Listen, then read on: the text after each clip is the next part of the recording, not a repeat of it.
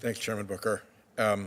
Here in the Judiciary Committee, we can see how things have changed on this issue because you can go to college, you can go to law school, you can pass the bar exam, and after you've done all that, you can smoke pot. And as long as you did it 5 years before you turn up here, you can be nominated to be a federal judge. So clearly things are moving. In May, Rhode Island legalized, regulated, and taxed marijuana use. And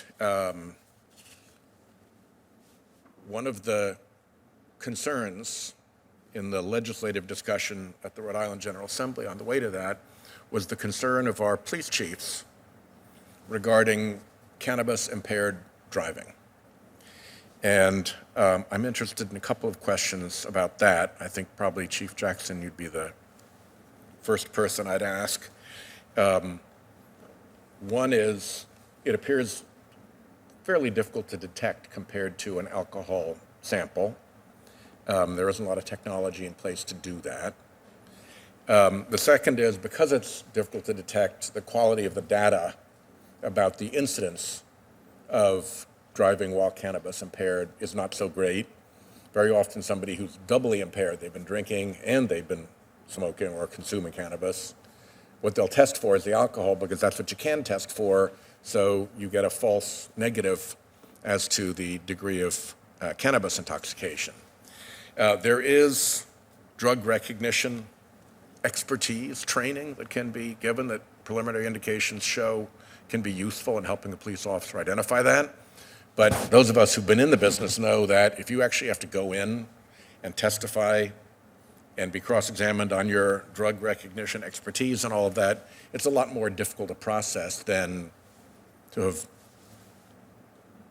received a particularly high blood alcohol level that is pretty well-established technology. So what is your reaction to the drug-impaired driving aspect of all of this? You must see it in your regular life.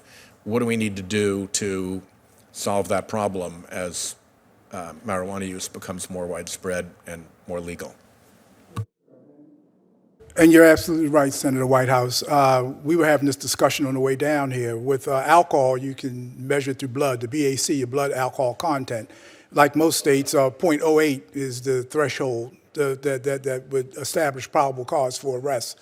But marijuana is different. And I do support, as a part of the regulation, that people not drive impaired for marijuana. What I suggest is that with the help of the federal government, that we develop better training for local law enforcement.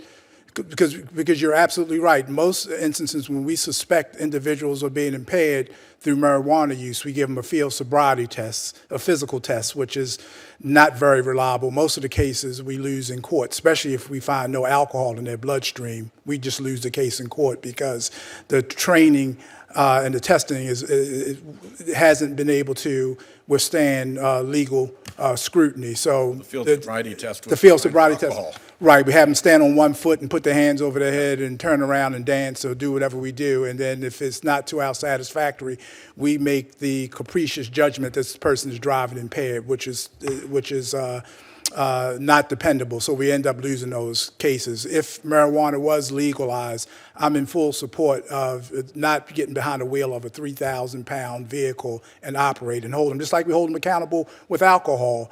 But we need better testing. We need more research and better testing to measure a person who's impaired by the use of cannabis. Understood. Thank you, Chief. Thanks, Chairman.